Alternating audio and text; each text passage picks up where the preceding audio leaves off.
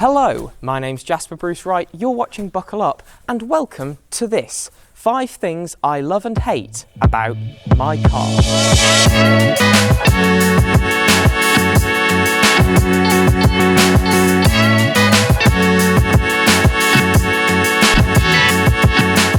I have owned this car now for just over 6 months, and in that time driven more than 5,400 miles, so I'd like to think I've got a pretty good feel for things that I do and don't like about my car.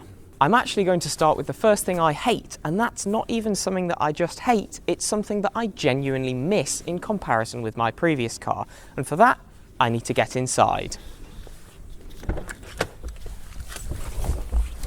So yes, the first thing that I hate, no heated steering wheel. And I know, that seems like me going wah about a luxury that I used to have and now don't.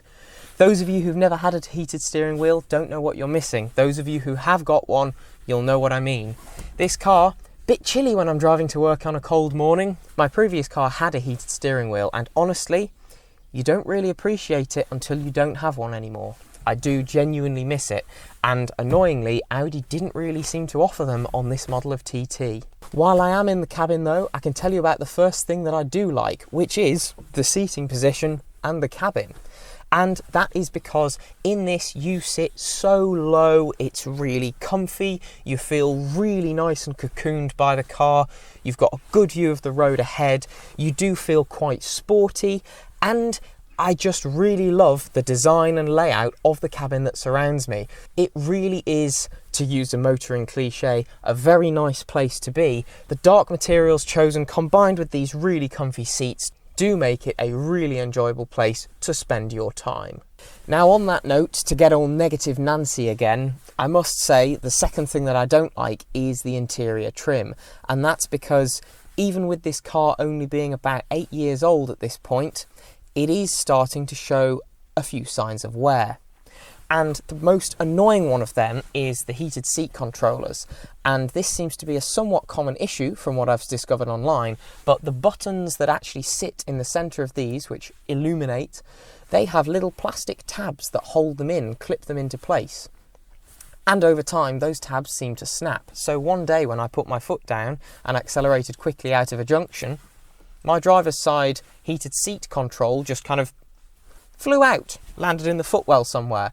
So I've got those out. I do need to do some 3D printing to repair them, but it does mean that the cabin just feels a little bit less premium at the moment. And on that note of interior trim, there's a really, really irritating rattle that comes through from either the base of one of the air vents or somewhere around the glove box when I'm driving over rough surfaces. And that does wind me up quite a lot.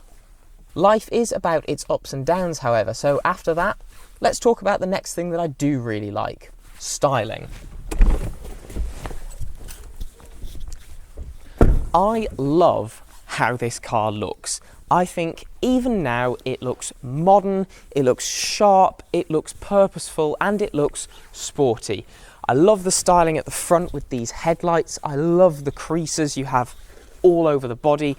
I love the coupe style. I genuinely do think the TT is one of the most premium looking and yet somehow still quite affordable coupes you can buy today. Some of my highlighting features are the grille work at the front, the LED headlamps and the scrolling LED indicator lights you get at the back, as well as those rear light clusters. I do also really like the alloys, however, that brings me on to the third thing that I'm not a particular fan of. These are surprisingly easy to damage. Now these alloys are a lovely design, twin spoke, 19-inch, lovely powder coated finish. However, they protrude basically to where the edge of the tyre is, and unfortunately on these country roads around here the council like to install some sneaky little hidden curbs around some of the drainage that we have, and that means that unfortunately even a very minor touch of one of these hidden curbs does basically mean you've got to get your alloy refurbished, and that has unfortunately happened to both of the front alloys on this car. And that's a real bugbear for me because I like to think I can drive. I feel like I can't drive because I've curbed 2 alloys. But the thing is, this style of quite large and protruding alloy is inherently a lot easier to curb than a smaller alloy that sits a little bit further into the tyre would be. The third thing I like about this car, its size. At under 4.2 metres long and under 2 metres wide, this car is a lot smaller than my L322 Range Rover was, and that makes it fantastically easy to park. It's a very easy car to place on the road, despite its coupe styling and drop-offs at the front and back. With the all-round parking sensors and relatively small dimensions, it's certainly a bit of a breeze to park in car parks in comparison to my previous vehicle, and I do really appreciate that. The smaller size does also help it feel just a tad more sporty when you're driving. Unfortunately, the fact that this car is a little bit smaller and quite low does bring me on to the fourth thing that I do not like about it. Due to it being quite low, that means other drivers are a bit crap at avoiding it in car parks. This can be shown by 2 injuries this car has picked up in the 6 months that I've owned it, neither of which thankfully were self-inflicted. And the first of them is this front bumper around this headlamp washer, where something has caused some scraping across both the headlamp washer and the surrounding bumper, and somehow also caught the lower edge of the front splitter and the top edge around this grille here. The other is on the back driver's side at the rear, and I think that was something pulling into the yard here with a trailer on. A little bit of a scrape there as well, so I do need to get these touched in. But because this car is quite low, it does mean that it's below the eye line of most drivers, and that does seem to have had a negative effect in a couple of areas. The fourth thing I do really quite like about this car is the power it has available. It has the 2-litre TFSI engine, and that produces in this guise 230 PS and 370 Nm of torque, which is enough to take this car from 0 to 62 miles an hour in just 5.3 seconds because I have the Quattro model.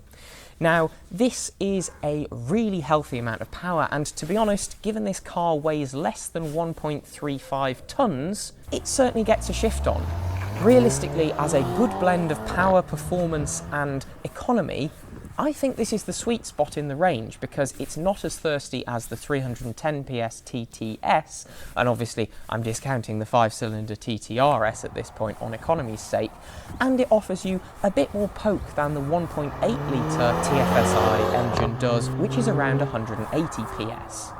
Now, let's go and look at the fifth thing that I'm not a particular fan of with this car, and it's in the back seats.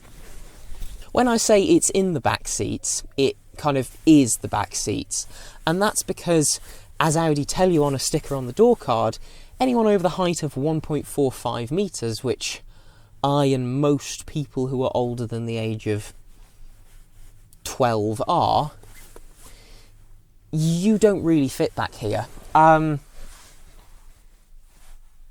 Headroom just doesn't exist, and I know that's because it's a coupe, and I really like it because it's a coupe. It's very pretty, but based on the space back here, it does kind of make you wonder why they bothered putting the seats here at all. In the Roadster, they just made it a 2-seat convertible. It does feel like they could have maybe just stuck a bit more boot space in here instead of these back seats. They will be useful because they've both got Isofix points in them, so I guess if you really needed to, you could put a child seat back here, but actually accessing these seats as well is a bit of a pain because the loop you have to pull to fold the front seat forwards doesn't disengage the latch mechanism to slide it forwards, it simply just tilts it. So getting in and out is a 2-step pulling process. So it's not really particularly practical or spacious back here, both of which were flaws I was aware of when I bought the car, but it's probably worth mentioning because it makes you think twice before you offer a lift to somebody. But then again, that might be a good thing, so who knows? Right, let's talk about the fifth thing that I do like about this car, the way it drives.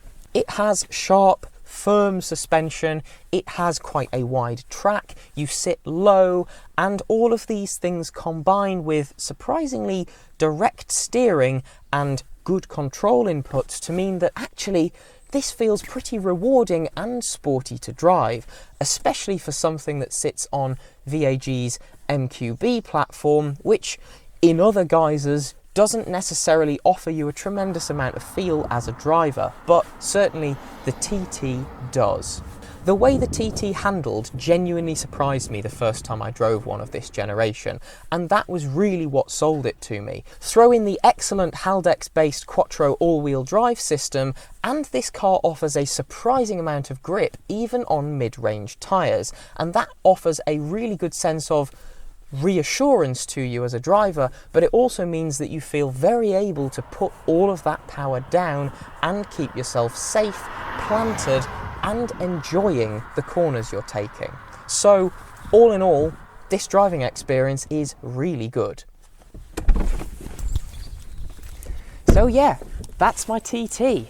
I do, overall, despite the gripes I have with this car, really enjoy driving it, and I do feel like I made a good decision when I chose to swap my Range Rover for this. It does offer me everything I need from a car at the moment, and I enjoy that. Speaking of enjoyment, I do hope you've enjoyed today's video, and if you have, please let me know by liking, commenting, and if you aren't already, subscribing to the Buckle Up YouTube channel. You can check out all of our social medias, which are linked down in the description below, as well as a couple of ways to support the channel, one of which is here on YouTube by becoming a channel member, and the second of which is by checking out our spread shop and buying yourself some lovely Buckle Up merchandise. Thank you very much for watching. I will see you in the next video. Bye.